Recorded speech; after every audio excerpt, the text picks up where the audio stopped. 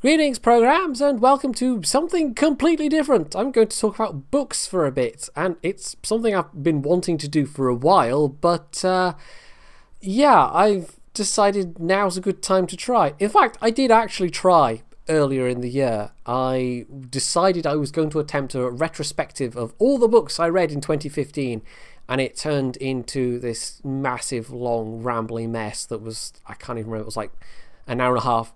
2 hours long, something like that. So I kind of thought, no, that's never going to see the light of day. But I've decided to try not doing that. I've decided to try something a bit more manageable. So I'm basically just going to talk about the last book that I read. And based on the feedback, I don't know, this might be a regular thing. Every time I finish a book, I might do one of these. And that will only mean it's going to be, I don't even know, like one or two a month of these at most, because I used to read a lot, but I don't read so much these days.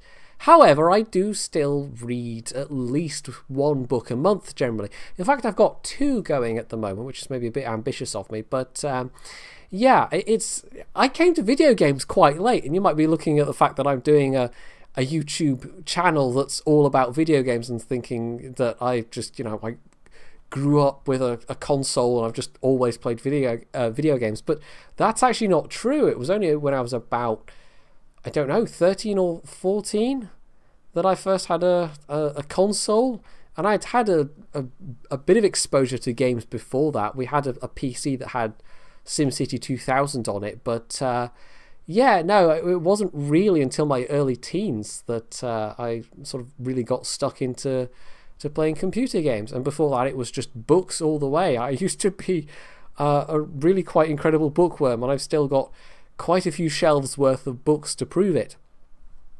So I'll just mention the two I'm reading at the moment, and then I'll go on to the one that I read. So yeah, one of them is David Copperfield by well, I hardly need to say for some people, but Charles Dickens. And I'm actually quite surprised that I've come round to liking Charles Dickens. I've only so far read, what was it? A Tale of Two Cities, which I read last year, I believe. And I was genuinely surprised by how much I enjoyed it.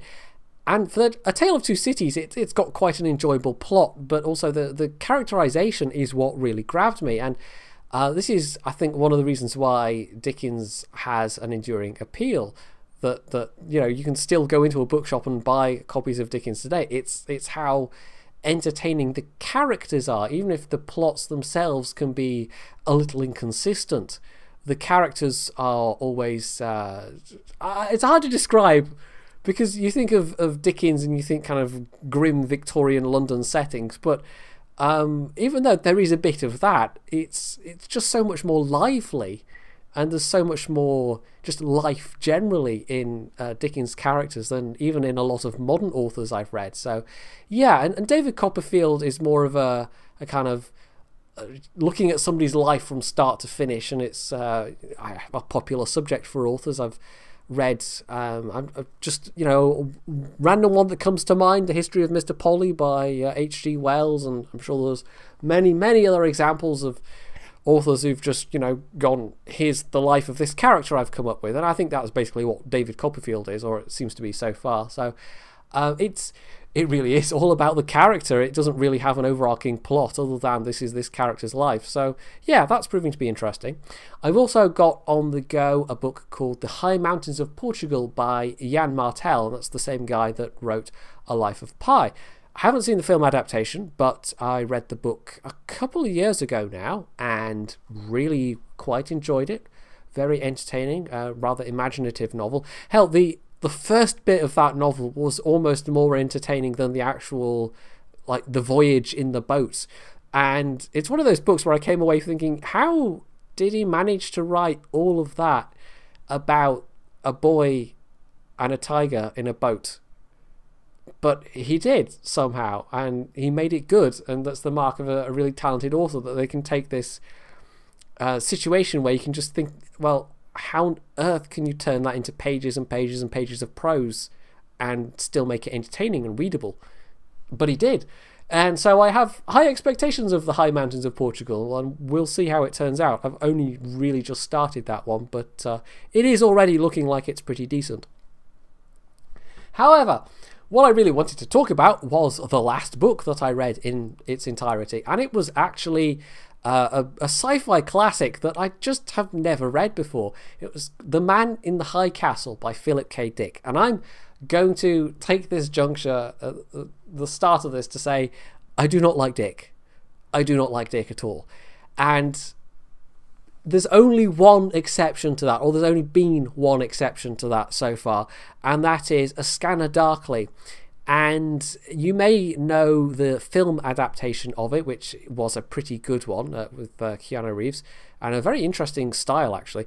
But basically, the reason why I liked that is because it had a personal touch to it that a lot of his other books don't. Now, Dick has inspired a lot of other like directors and authors and just creative types generally. A lot of the ideas that came out in his books are quite interesting.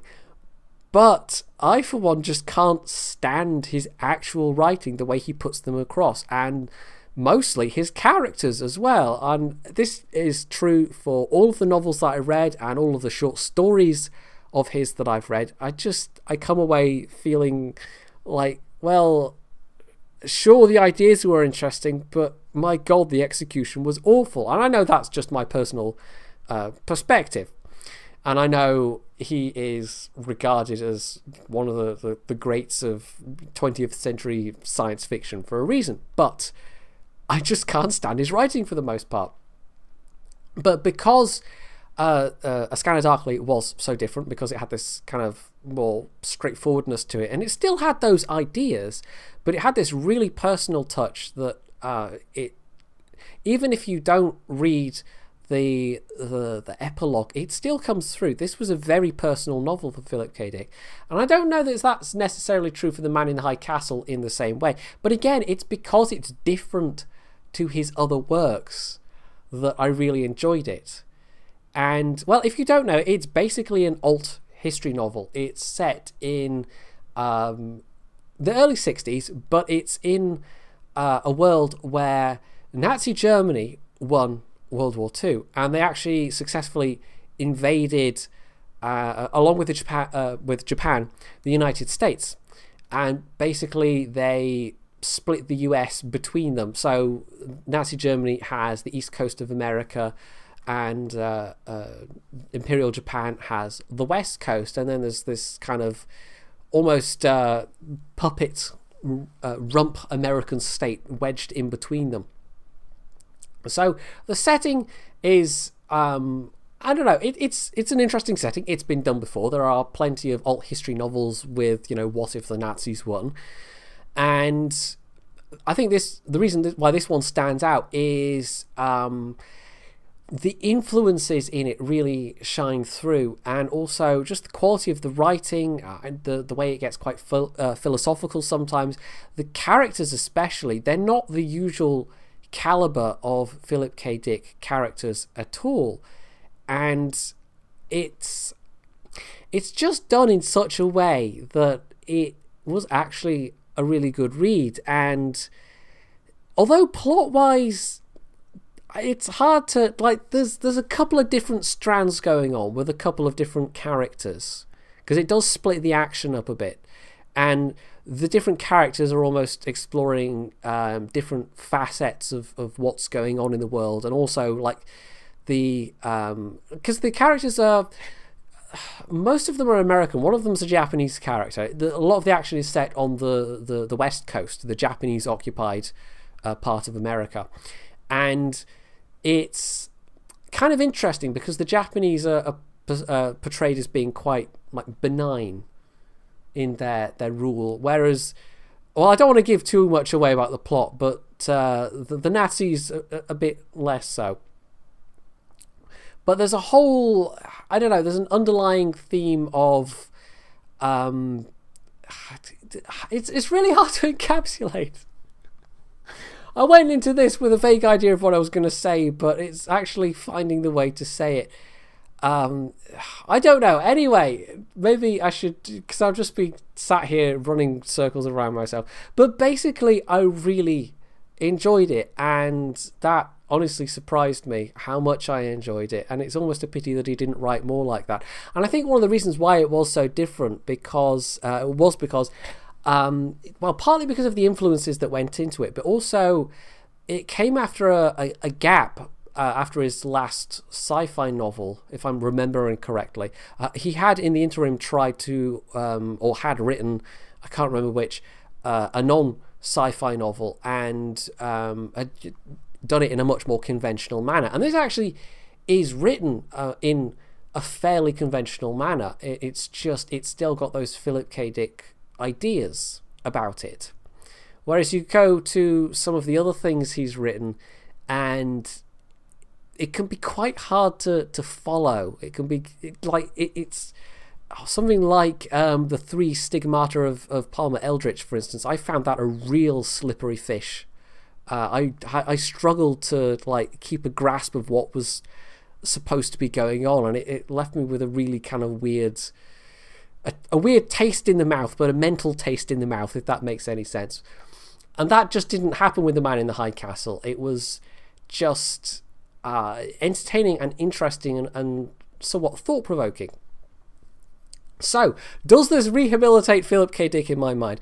Well, not really. It just means I found another exception to the rule. So, yeah, this one can go on the shelf next to A Scanner Darkly, and I'll probably reread it every so often, which is what I tend to do with books I really, really like. I just come back to them every 2 or 3 years on this kind of slow cycle. So I don't know, maybe there's some other books that I'll read this year that will actually be rereads, and maybe I'll talk about them.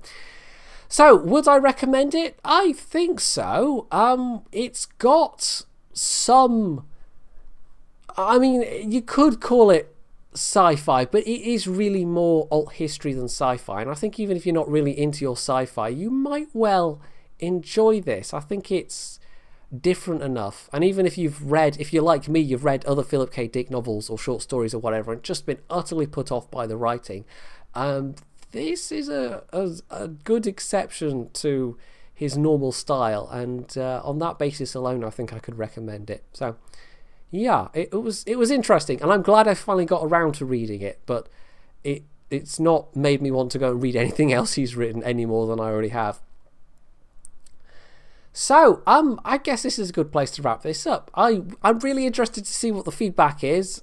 This is a way shorter than an hour and a half rambling on about books that I vaguely remembered from the previous year. I will come back to it after well, depending on the feedback, if nobody watches this, then there's not much point. But, yeah, if I do have sufficient incentive to continue. Wow, it sounds terrible when I put it that way. Then I almost certainly will do a similar thing for High Mountains and David Copperfield when I've done with them. But it might be a while, because I don't know, sometimes I absolutely just rip through a book if I'm really enjoying it, and it takes literally a couple of days. Hell, I think The Man in the High Castle, it was actually on the way to not Tankfest. Wow, Tankfest is yet to come. It was on the way to the WGL finals, and I literally read it over the course of, I think, 3 days. I could have read it in 1 day.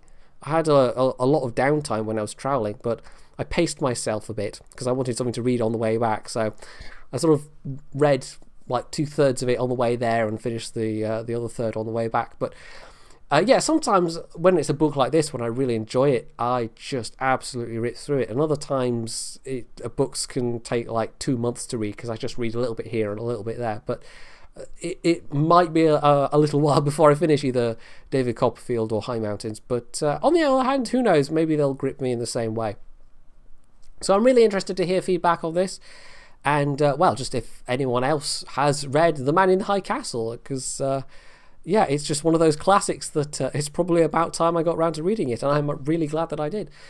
And if you have enjoyed hearing me ramble on for, well, quite a short amount of time, really, you can hit that like button and, well, stay tuned for more.